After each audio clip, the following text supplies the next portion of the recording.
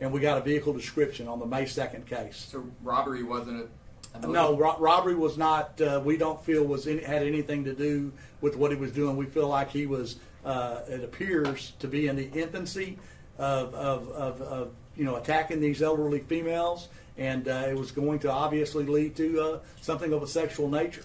What are the extent of some of these on the injuries on some of these? Cuts and bruises, yeah, and a couple of the ladies are pretty fragile because of their age, and did have to go to the doctor. Can you give us an age range of the victims?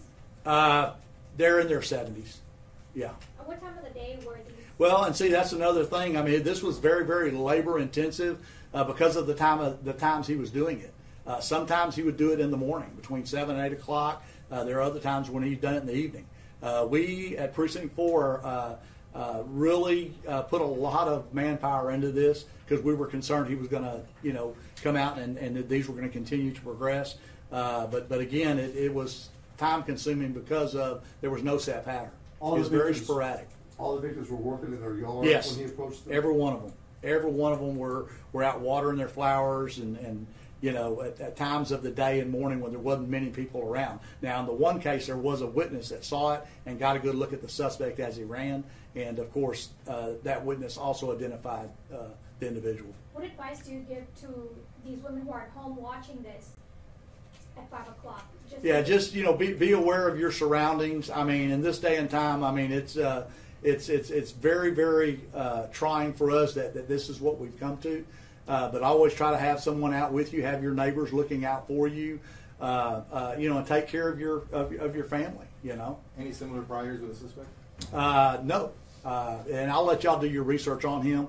But that's the thing again that makes us feel he's in his infancy in his crime and what he was trying to establish. Can you give us an idea of how much information you had to go to once you had that basic information on the vehicle? You mentioned in the news release how extensive the research was. I mean, how many vehicles were we talking about that you had to kind of go through and narrow Thousands. And then we were able to narrow it down to Harris County and then to the north side of Houston. And in this case, this suspect lived in the Cypress Station area. And we were able to, again, set it with, there were several vehicles that we come up with, and we set surveillance up to see who's driving them. And the one on Cypress Station, we had an individual that matched the description of who we're looking for. We were able to get him identified covertly and not let him know, and get him in a photo spread and get him picked out. And then, of course, they worked all last night. I think they worked like 40-something hours straight so we could get the warrant walked through. And actually, when they were set up surveillance, they were downtown filing the warrant, and they said, we have the warrant in hand, and he come out and they arrested him. So you got a mugshot for us? We do, and we're going to put that up shortly. And I'll also put a picture of what his vehicle, the type of vehicle it was. It's not the exact vehicle, but it's a close approximate. Do you have the surveillance video available? We do have surveillance video. We're not going to give that out because that's really going to be up to our district attorney. That'll be part of their criminal case and prosecution for this individual, and we're not going to give that out. You believe you were able to really stop this man? Oh, it's no doubt. It's no doubt. I mean, the deputies, I tell you what, I'm very proud of the deputies.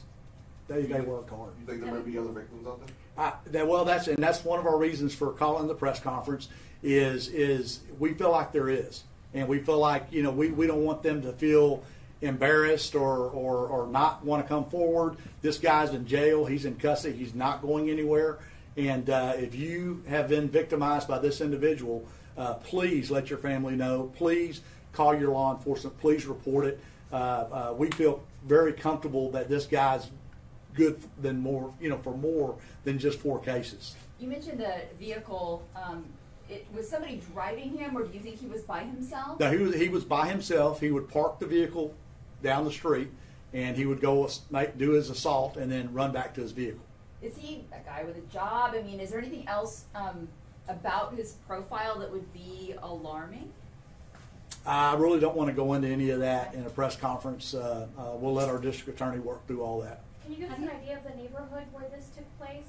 It is the best way to tell you where it's at, and I have addresses of where these took place, but it's the Northview area.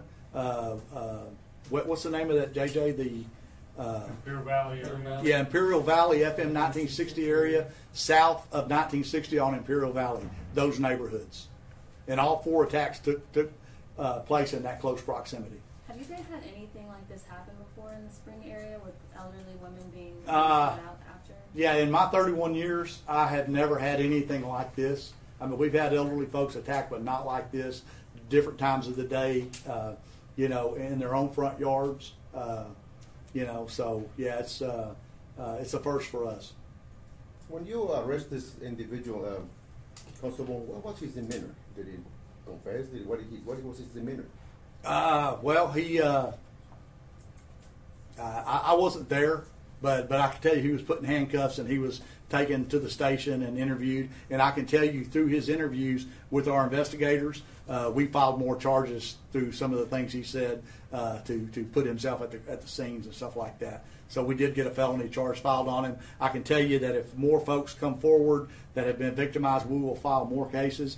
And on the other ones we have, we're going to be pursuing more charges. We just got to connect the dots and put everything together. Did he give you a motive for this, or did he say why? He Yeah, did it? I'm not going to comment any of that.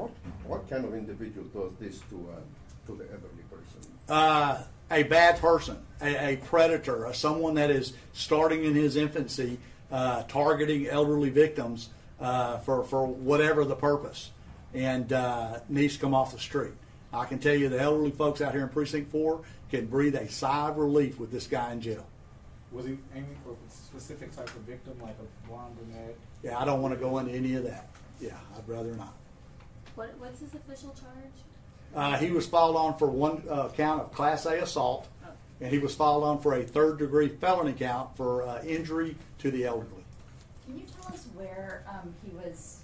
Give us a better idea of where he was arrested. He was at his girlfriend's place. Is that like an apartment complex? It was an apartment complex off of Cypress Station. I don't know exactly which one. I believe it's like the 500 block of Cypress Station.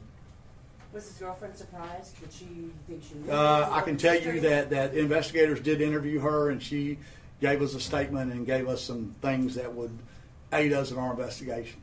So we're pleased that she was cooperative. Did he try to run, or did he know he was caught? He did not get the opportunity to run. No, we knew who we wanted, and we didn't give him that option. Did he live in the same neighborhood as these? He lived in close proximity. Close proximity. Any priors? I'm not going to comment on that. Yeah, I'll let y'all do your research on it.